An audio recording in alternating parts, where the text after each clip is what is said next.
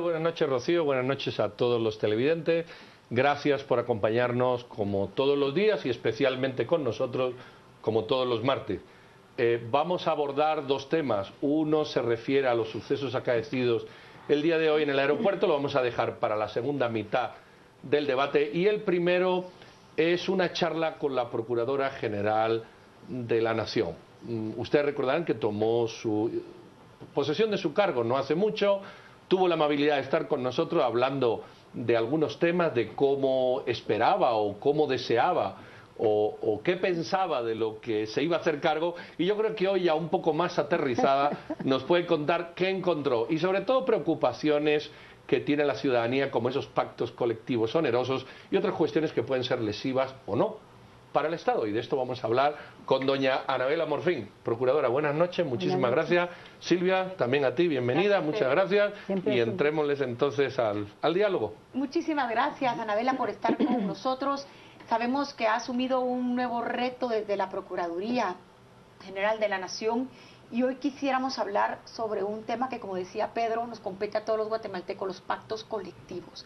Estamos viendo a la ciudadanía realmente mostrando su descontento por los excesos, por los abusos. Inclusive sabemos de más de 3, 4 pactos colectivos que fueron firmados recientemente, algunos en el sistema de salud que ya quedaron aprobados y para los cuales no hay presupuesto. ¿Usted ha estado haciendo algún tipo de análisis jurídico?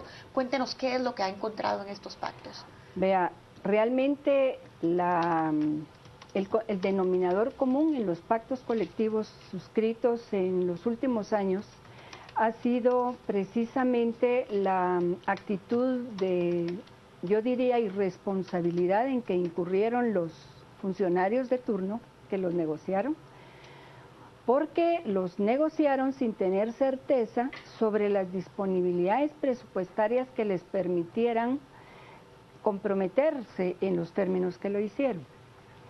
Yo estoy totalmente convencida, porque como exministra de Trabajo estoy consciente que el Estado de Guatemala ha suscrito tratados internacionales en los cuales la negociación colectiva es un mecanismo por medio del cual se debe dignificar el trabajo y se deben mejorar las condiciones en que se presta el trabajo.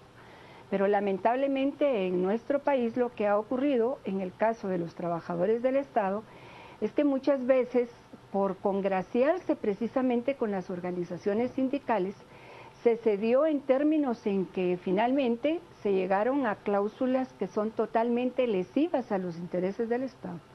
Cláusulas que son imposibles de cumplir, porque generan una serie de privilegios para determinados segmentos de trabajadores que finalmente lo que hacen es hacer imposible el cumplimiento, y por consiguiente, en la medida en que se va cayendo en la omisión del cumplimiento, hay actitudes reivindicativas y medidas de hecho de los trabajadores del Estado que conllevan el abandono de sus funciones, y naturalmente la consecuencia es que la población deja de recibir el servicio.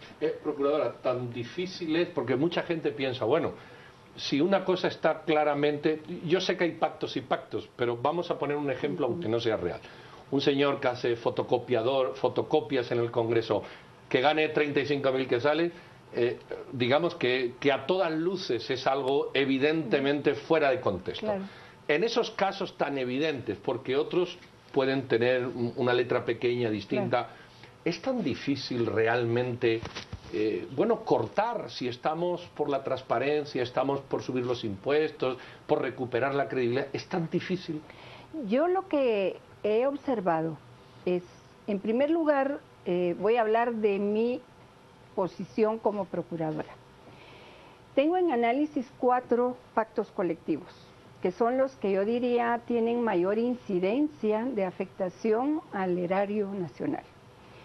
Estos son el del Congreso de la República, el de Salud, que estamos pendientes de lo que ocurre en la Corte de Constitucionalidad a raíz de una inconstitucionalidad parcial que planteó el licenciado Orellana, y el de Educación y el de Aeronáutica Civil. estamos preparados para hacer el planteamiento de la nulidad de algunas cláusulas de estos pactos, pero recientemente recibimos la visita de la Comisión de Normas de la Organización Internacional para el Trabajo, con el objeto de que suspendiéramos la judicialización de estos pactos, con el objeto de dar una oportunidad a las autoridades nominadoras de que por la vía directa decidieran denunciarlos y renegociarlos. Eso pues naturalmente nos pone en una situación de compromiso, porque indudablemente es la Organización Internacional del Trabajo la que nos está haciendo una petición, porque además se nos hace saber que en noviembre Guatemala será revisada a partir de la observancia de esas normas que han sido ratificadas por el Estado y que forman esos tratados internacionales, y que a partir de eso se le va a designar una comisión de encuesta. Indudablemente todos estos problemas nacionales tienen consecuencias internacionales, que ponen no solo a nuestro país en una situación de predicado muy complicada, sino también hacen que los procesos no sean tan fáciles de revisar como uno quisiera. Anabela, esto que usted nos dice realmente nos pone pues en una situación de preocupación y de alerta, porque estamos viendo entonces nuevamente la interferencia de la comunidad internacional, o llamémoslo de organismos internacionales, sobre la soberanía inmediata de Guatemala. Me imagino que adentro de las cláusulas que ustedes han revisado, como por ejemplo las de Congreso, Aeronáutica o Educación, se han de encontrar apartados muy de alto riesgo, por llamarlos así, para el presupuesto. Yo recuerdo que el Ministerio de Salud, por ejemplo, existían cláusulas donde los carros, los celulares son pagados por el Estado a los sindicalistas. Entonces, ¿cómo romper realmente y reformar un Estado de manera urgente si por el otro lado tenemos que dar esta cuentavianza internacional? Pues yo no creo que sea interferencia, porque finalmente es parte de los tratados que Guatemala ha ratificado y de los cuales es parte, y que ha asumido pues la vigilancia naturalmente de estos organismos internacionales, que responden en la medida en que hay denuncias en su contra planteadas por los sindicatos. Lo que yo sí quiero comentarles es que independientemente de la voluntad o falta de voluntad que tengan las organizaciones sindicales, sí es importante sentar ciertos precedentes sobre la forma en que se deben negociar los pactos, principalmente en el Estado, porque recordemos que el objetivo del Estado es buscar el bien común, no generar privilegios en beneficio de unos pocos y en desmedro de las mayorías, porque el interés social prevalece sobre el interés particular. Son preceptos constitucionales que no se han observado al negociar estos pactos, y que también hay otras normas que han sido totalmente ignoradas al negociar estos pactos, como por ejemplo la delegación de la función pública, cuando a las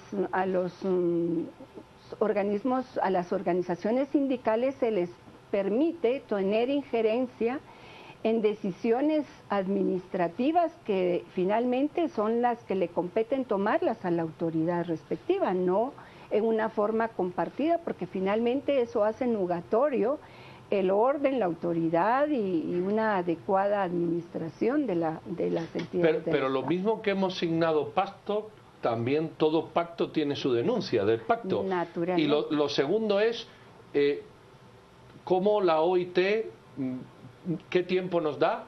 Y lo tercero es, en ese tiempo los sindicatos de salud y magisterio encima bloquean el país. Es decir, ¿dónde está el chantaje? Dicho con todas las palabras que lo contiene, y dónde está esa voluntad de efectivamente decir, bueno, no pueden ser 35.000 haciendo fotocopias, pueden ser 8.500, lleguemos a un consenso.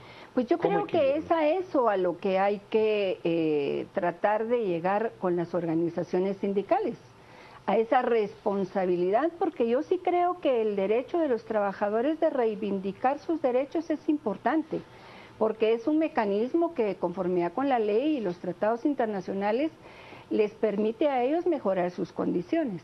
Lo que sí es cierto es también que se requiere de parte de ellos un alto nivel de responsabilidad, de objetividad y de compromiso con el propio país para reconocer que ha sido un abuso en el que se ha caído, que no pueden prolongarse en el tiempo esos privilegios y que eso ya está causando un perjuicio en la administración pública, porque tenemos hospitales paralizados, a los salubristas en las calles, a los maestros en las calles y los niños en las aulas sin quien les imparta las clases. O sea, hay consecuencias. Lo importante definitivamente sí es que las organizaciones sindicales también reconozcan que no ha sido ese el camino adecuado por el cual deban impulsarse las negociaciones colectivas. Anabela, ¿y en este sentido va a existir alguna consecuencia de tipo penal contra los funcionarios que han firmado estos pactos que resulten lesivos para el Estado? ¿Cuál es la responsabilidad, así como estamos hablando la del sindicalista, el del funcionario que lo aprueba? Esa tendría que ser una consecuencia al declararse la nulidad de las cláusulas, porque lo que no se puede en prima facie es ir directamente al Ministerio Público a hacer una denuncia, porque indudablemente careceríamos en este momento de los elementos de juicio que podrían incidir en una declaratoria de nulidad de esas cláusulas. Antes tiene que declararse la nulidad y como consecuencia de ello certificarlo conducente al Ministerio Público. Yo esperaría que en esa forma se opere. En su mesa, además de los pactos sindicales, que ya ha dicho que hay 4, bueno, que hay que mirarlos por lo onerosos que son, ¿qué cantidad, no? Si nos quiere contar en detalle, gustosamente, pero yo sé que a lo mejor es una pregunta difícil, ¿verdad?, para usted, pero ¿qué cantidad de casos hay realmente onerosos? Es decir, que el Estado está dispendiando una cantidad de recursos cuando por otra parte lo estamos buscando. Bueno, yo creería que en la mayoría de contratos celebrados en las épocas recientes y no tan recientes, hay una afectación importante a los recursos del Estado. La mayoría. La mayoría. Es verdaderamente preocupante revisar contratos de toda índole. En aeronáutica civil hay unos contratos que verdaderamente es preocupante cómo se dilapidaron recursos. Anabela, ¿usted nos podría contar un poquito para que la audiencia comprenda la dimensión de lo que usted está hablando? ¿Cuáles son algunos ejemplos de lo que usted ha encontrado en casos como aeronáutica, educación u otros de estos análisis que usted está haciendo? Bueno, quiero contarles el caso más reciente. Es una sentencia de lesividad que se nos ha notificado, en la cual una empresa que prestaba servicios en aeronáutica de llevar y traer las valijas y demás, se condena, se declara la lesividad del contrato, se condena a la empresa al pago de aproximadamente 270 millones de quetzales, que no se pueden ejecutar porque la empresa ya no existe. Desapareció. Desapareció. Entonces, y eso es una práctica muy común en algunos casos en donde se llega finalmente después de un largo proceso contencioso administrativo, se llega a la declaratoria de nulidad o de lesividad, y cuando se tiene que ejecutar la sentencia, usted no encuentra a responsables. Indudablemente, a partir de eso, lo que nos queda es una acción penal. Pero finalmente el Estado no recupera lo que ha perdido como consecuencia de esas contrataciones, que son totalmente lesivas a sus intereses. Y fundamentalmente eso impide también que las instituciones cumplan con las finalidades para las cuales fueron creadas. Y eso se da en muchos otros ámbitos. Vamos a ir a un corte un momento. Escríbanos a Twitter o a cualquier red social con sus preguntas. Yo ahora empiezo a entender por qué a usted le cuesta dormir, porque estas son historias para no dormir. Ni Freddy Krueger, ni cosas por el estilo. Esto pone los pelos de punta, porque realmente entiende uno cómo estamos cuando se oyen esas explicaciones muy superficiales por el tiempo que usted da, pero si fuesen más profundas, yo creo que el disgusto sería mayor. Escríbanos lo que quieran ustedes en redes sociales para la Procuradora o para sacar en debate, y volvemos en unos instantes.